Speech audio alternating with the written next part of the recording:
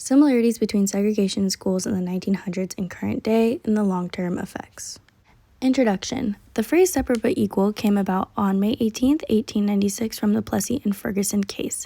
This led into the separation of people of color and those of white descent. This included public spaces such as seating, opportunities, schooling, and more. There have been long-term effects of segregation in public schools, particularly those of African American descent in the 1900s compared to current times, and the similarities between them two. Schooling nowadays have segregation in plain sight, and it's normalized once again. Statistics and similarities. Over a century ago, according to Deeptha Thattai, there was around 5% in the 1860s and rose to 40% in the 1890, and by 1910 it was 70% when African American children had access to schooling. Current day. They had found that there are predominantly white families attending private schools, and the rates are higher than before. The proportion of the white students using private schools in the South since the 1960s has risen, while their usage has declined in other regions. Reese and O'Connell. Statistics and similarities continuation. The Civil Rights Project found in 2011 that the average black student attended a school that was 48% black and 27.6% white, and on the other side, the average white student attended a school that was 72.5% white and only 8.3% black. Reese and O'Connell. This showed that no matter how many years have passed, racial segregation is still present in schools. What is known regarding segregation in schools, past and present? There was a lack of education in schools that African American kids went to compared to white children. Teachers who taught in white schools received higher pay and more amenities, such as books, course access, etc.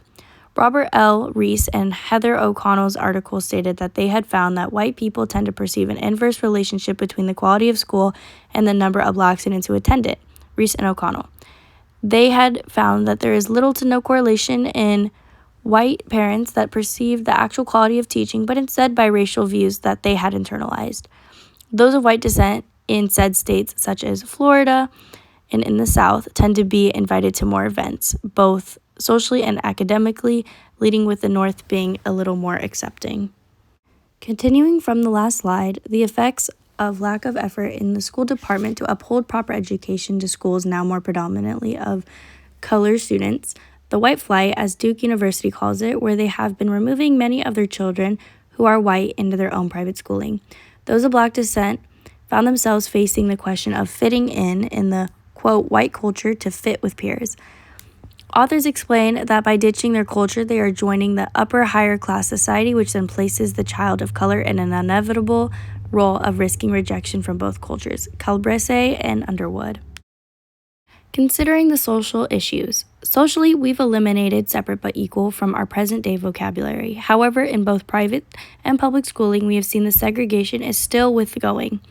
Some social factors that affected children of color in schools, both past and present, mentioned within the articles include shunned and made to be a social pariah, not given the same opportunities, social and academically, presumptions on family income, assumptions on being poor, this goes with clothing, less likely to be accepted into groups with mainly white students, and so forth. Literature Review Article 1, A History of Public Education in the United States editorial by Deeptha Thattai. This author reviewed differences between white and black schools and the unfairness that comes with it. Thattai discussed that the lack of similarities between white and black schools. Some differences included both books, lectures, new supplies, etc. Funding was low in non-white schools, with buildings being poor conditions. Mentioned in the article was how, in few cases, black children were pulled out of school by white plantation owners who used them to work. This, in turn, would affect their education and consistency in children who were unable to get full access to schooling. Literature Review Article 2, Segregation Forever, Learning for Justice by Reese R.L. and O'Connell H. These authors dove into the statistics, private schooling, and segregation correlation between the races in schooling and discrimination biases. Reese and Heather O'Connell's article stated that they had found that white people tend to perceive an inverse relationship between the quality of school and the number of black students who attend it.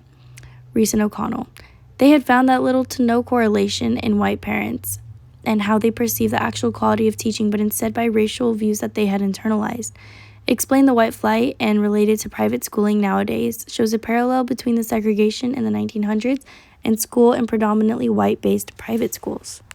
Literature Review Article 3, The Effects of School-Generated Racism on the Students of Color by Calabrese, R.L., and Underwood E. The authors wrote this article once segregation in school had been abolished for a few decades, expressing the lingering effects and how they still played a role in current time. This article shows insight into what public schooling was like and still like after the Brown v. Board meeting had passed.